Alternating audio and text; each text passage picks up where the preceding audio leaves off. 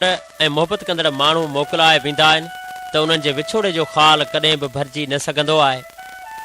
यादि अथमि त अञा मुछनि सावल मस आई हुयमि। 3 ॾींहनि मुंहिंजी मरहूम अलावरायो अनवर सां पहिरीं मुलाक़ात रेडियो पाकिस्तान ख़ैरपुर ते थी हुई।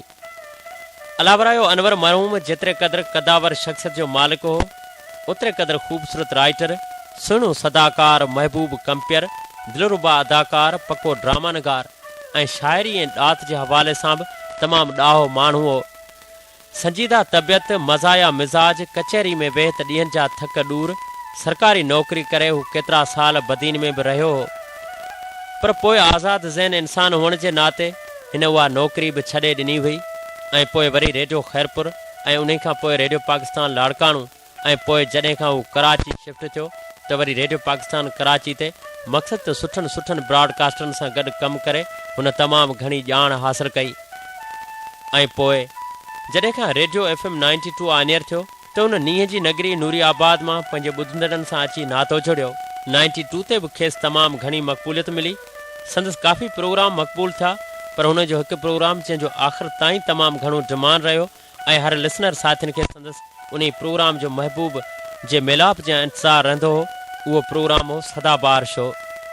पुराणे दौर जे पुराणनि फ़नकारनि जे सदामलूक सुरनि सां ऐं मरहूम अलावरायो अनवर जे मिठे आवाज़ सां सिंगारियल प्रोग्राम सदाबार शो राति जे रंगनि में ॾाढो सुहिणो लॻंदो हो। अलावरायो अनवर हर साल जे आख़िर में FM 92 जे लाइ वेंदड़ साल जो ड्रामो लिखंदो हो। संस लिखियल ड्रामनि खे बि सुहिणी मोट मिलंदी रही। वक़्तु हलंदो रहियो ऐं ॻाल्हियूं थींदियूं रहियूं। पर अफ़सोस अलावरायो अनवर सां 1 साल अॻु बेबका ज़िंदगी बेवफ़ाई करे विधी ऐं उहो हमेशह लाइ असां सभिनी खां विछड़ी वियो। धणी ताला खां दुआ आहे त अलाह पाक जी ज़ात बाबरकात मरहूम अलावरायो अनवर जी मग़फ़िरत फरमाए। अॼु न ओताकुनि में दूंहं धुंध न लाट, विया विरागी निकिरी चित चखाए चाट, आऊं मारिस माठ जीजां जोगीड़नि जी। पर अॼु न दिसंबर महीने में मरहूम अलावरायो अनवर जूं यादूं दिलि खे ॾाढो सताईंदियूं आहिनि। FM 92 जे आते में रिहाण रचंदी हुई त पाण काठियुनि जो मच ॿारे वेठो मज़ाया शहर ॿुधाईंदो हो। काश अॼु अलावरायो अनवर साहिबु न आहे ऐं सुभाणे पाण बि न हूंदासीं। रहिजी वेंदियूं रुॻो यादूं ऐं यादुनि जो जान। अलावरायो अनवर साहिब जा काफ़ी सारा गीत फ़नकारनि ॻाया जेके तमामु घणो मशहूरु थिया, पर संदसि गीत मूंखे तमामु सुहिणो लॻंदो आहे। मूं सॼी दुनिया छॾी तुंहिंजे करे, पर तो छॾे मूंखे ॾिनूं कंहिंजे करे, तो छॾे मूंखे ॾिनूं कंहिंजे करे।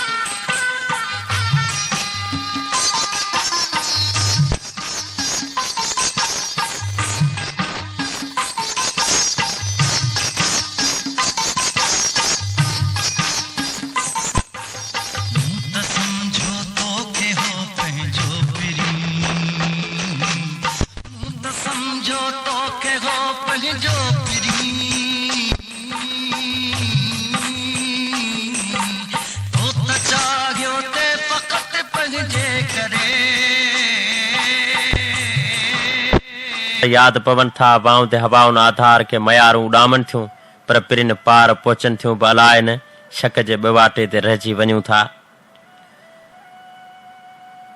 गुट सफ़र गाबार गुलमन ॾींहं जेमूं घारिया बंद में वसाइम वॾ फुड़ा मथे माड़िन मींहं, नीर मुंहिंजे नींहं उजारे अछो कयो।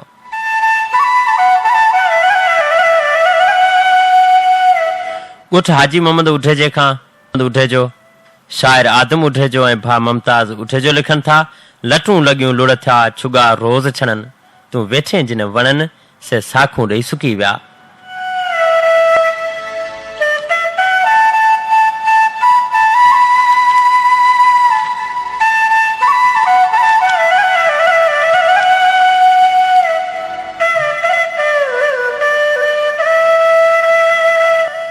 शहर सरीकोस्तान ॻोठ पल पल जा वास्ता खन पल में छिनी वेंदड़ उहे दिल धणी तूं ई ॿुधाए त तो बिना जीवन त कीअं गुज़रे।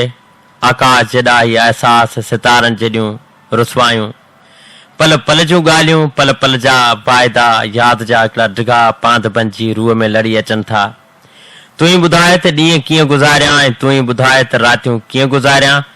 हा दिलि ॼाणे थी त बेवफ़ा महबूबनि खे को बि पतो न हूंदो आहे, पर पोइ बि हिन दिलि मंझां जेके बि दुआऊं उथनि थियूं उहे सिर्फ़ु अवां लाइ उथनि थियूं।